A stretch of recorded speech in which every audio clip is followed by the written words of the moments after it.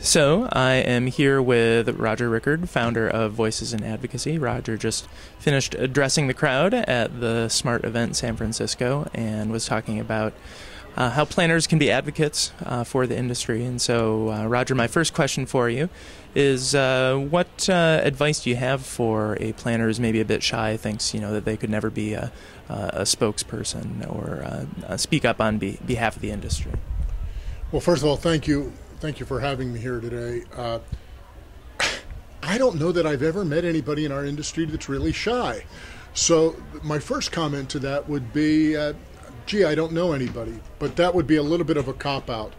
The actual answer to that really would be, there are varying levels of how someone can speak out or to help be a spokesperson.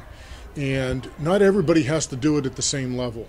You can do it at any different type of level. The simple things are, make sure the people around you know really what value you bring to an organization. You can do that in many different ways. It doesn't have to be splashed on a billboard as you go down the freeway. You could do it really casually, but make sure the group of people that you have influence with around you know and understand what that real value is.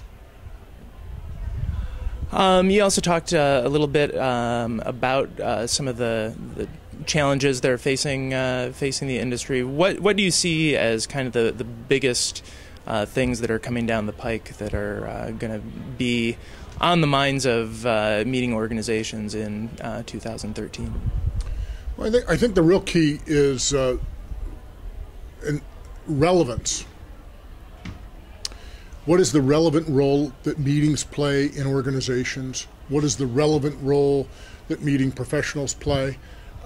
What is that message that we convey that really talks about what happens when two or more people gather face to face and have a meeting to work on advancing the cause of their organization, their society, and so on and so forth? There's always a lot of issues. But this industry is still growing up. And as we grow up and we mature more, we really have to get in what is our relevant role in the real big picture of how business and organizations are run and how they communicate to all their different stakeholders.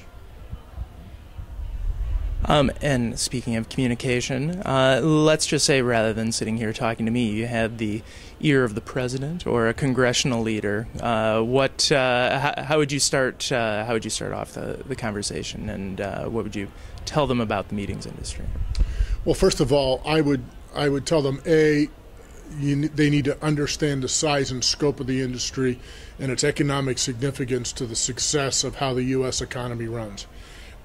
Jokingly, we'd all want to tell them to kind of keep quiet and not do any more harm, but realistically, I just don't think they have done a good enough job at understanding what our industry is, and we really need to be able to take that and make it connective tissue to them so that they're well aware of what we do, how we do it, and how it impacts everything else that goes on, and actually use their own examples.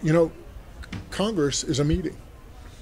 435 people come to the House, 100 people come to the Senate, and they sit around and they meet, and they go into subgroups, and they have sub-meetings, and they meet and they talk about things over lunch and at dinner and at different events. So their own example of how they run their organization is nothing but a big meeting. And they probably wouldn't think that being asked to do it via email would be a reasonable request. Well, that's a really good point. Would they want to do it email? Would they want to do it, as a teleconference? No, they understand the power. One of the great things about politicians is that they understand how to pound flesh, if you will, and but that's really face to face. It's what is that engagement?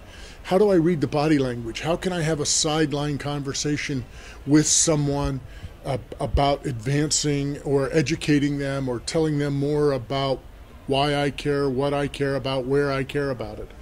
And so congressional people do that really well, and so do most people in government.